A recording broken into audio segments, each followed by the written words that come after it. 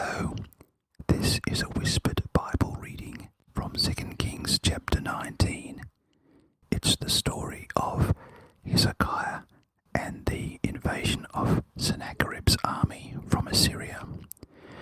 To get the connection, it would be a good idea if you watched our video on 2 Kings chapter 18 first.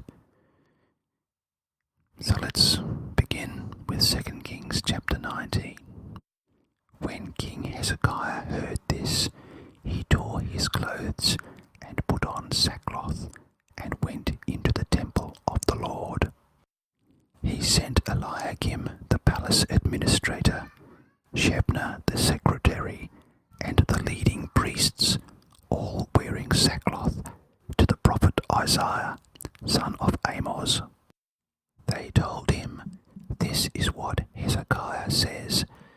This day is a day of distress and rebuke and disgrace, as when children come to the moment of birth, and there is no strength to deliver them. It may be that the Lord your God will hear all the words of the field commander, whom his master, the king of Assyria, has sent to ridicule the living God, and that he will rebuke him for the words the Lord your God has heard. Therefore pray for the remnant that still survives." When King Hezekiah's officials came to Isaiah, Isaiah said to them, "Tell your master, this is what the Lord says. Do not be afraid of what you have heard, those words with which the underlings of the king of Assyria have blasphemed me. Listen. When he hears a certain report, I will make him want to return to his own country, and there I will have him cut down with the sword."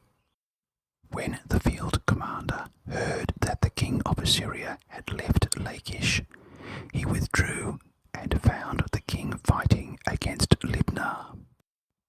Now Sennacherib received a report that Tirhakah, the king of Cush, was marching out to fight against him. So he again sent messengers to Hezekiah with this word: "Say to Hezekiah, king of Judah, do not let the God you depend on deceive you when he says, 'Jerusalem will not be given into the hands of the king of Assyria.' Surely you have heard what the kings of Assyria have done to all the countries, destroying them completely. And will you be delivered? Did the gods of the nations that were destroyed by my predecessors deliver them? The gods of Gozan, Haran, Rezeph, and the people of Eden who were in Tel Assar? Where is the king of Hamath, or the king of Arpad? Where are the kings of Leah, Sepharvaim, Hena, and Ibar?" Hezekiah received the letter from the messengers and read it. Then he went up to the temple of the Lord and spread it out before the Lord.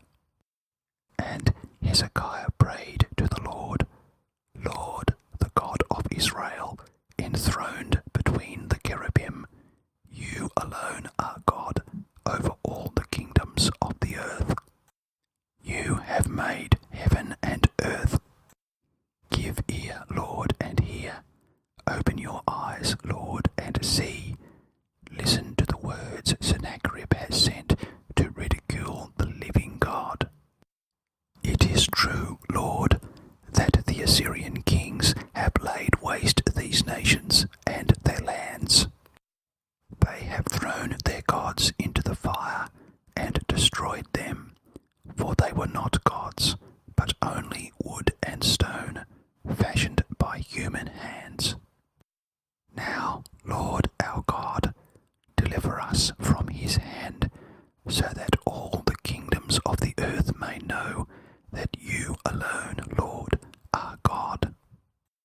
Then Isaiah, son of Amoz, sent a message to Hezekiah.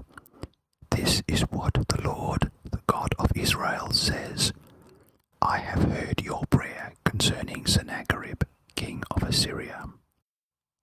This is the word that the Lord has spoken against him.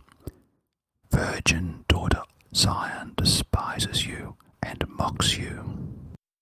Daughter Jerusalem tosses her head as you flee. Who is it you have ridiculed and blasphemed? Against whom have you raised your voice and lifted your eyes in pride? Against the Holy One of Israel. By your messengers you have ridiculed the Lord.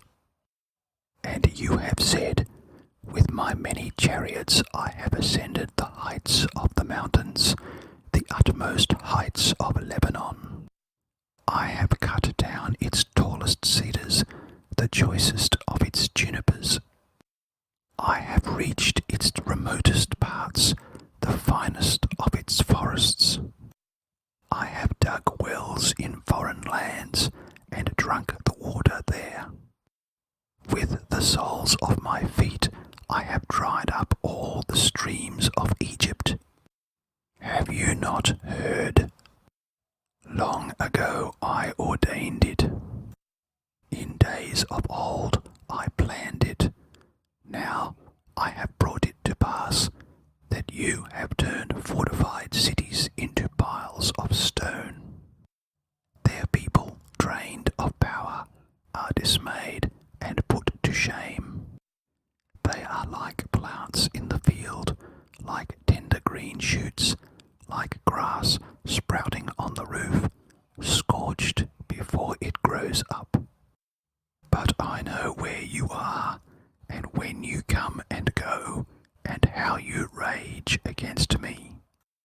Because you rage against me, and because your insolence has reached my ears, I will put my hook in your nose and my bit in your mouth, and I will make you return by the way you came.